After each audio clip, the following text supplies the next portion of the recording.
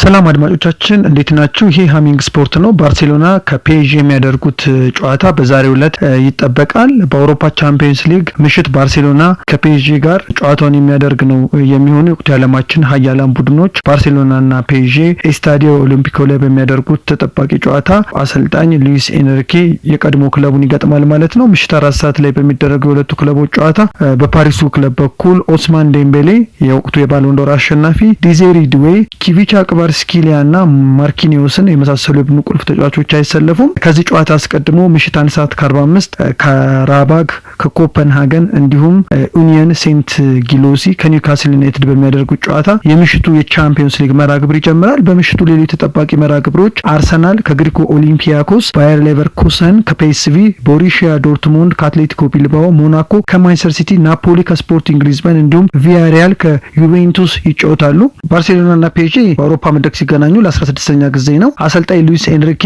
የተጫወተውና ያሰለጠነው ክለቡንም ነው። ባርሴሎና የቀድሞ ክለቡ የሚገጥመው ፒኤስጂን በታሪኩም ለመጀመሪያ ጊዜ ከአውሮፓ ቻምፒየንስ ሊግ ዋንጫ ጋር እንዲገናኝ አስችሎ ነበር ባለፈው ዓመት።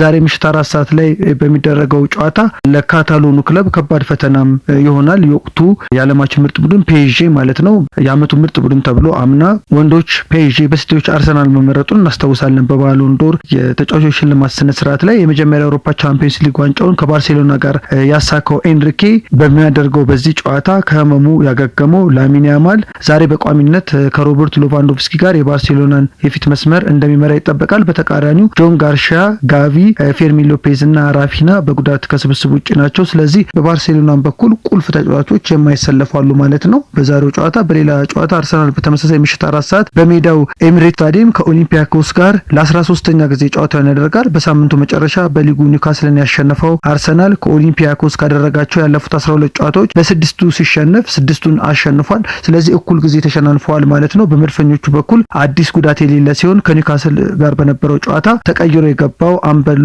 ማርቲን ኦዲጋርድ ዛሬ በቋሚነት እንደሚጀምር ይጠበቃል። በሌሎች ጨዋታዎች ማንቸስተር ሲቲ ከሜዳ ውጪ ከሞናኮ ሲጫወት፣ ናፖሊ ከስፖርቲንግ ሊዝበን፣ ቦሩሲያ ዶርትሙንድ ከአትሌቲክ ቢልባኦ እና ባየር ሌቨርኩሰን ከፒኤስቪ በተመሳሳይ ምሽት 4 ሰዓት የሚጫወት ይሆናል። ሃሚንግ ስፖርት በሀገራዊና ዓለም አቀፍ ስፖርታዊ ጉዳዮች ላይ የሚያተኩር ዝግጅት።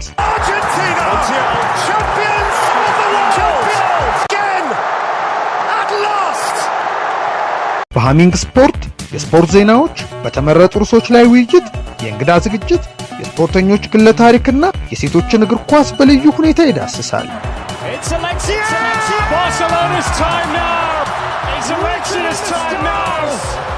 ሃሚንግ ስፖርት ስፖርትን ቀዳሚ ዘይቤ በማድረግ ስኬትን በተግባር እናረጋግጥ።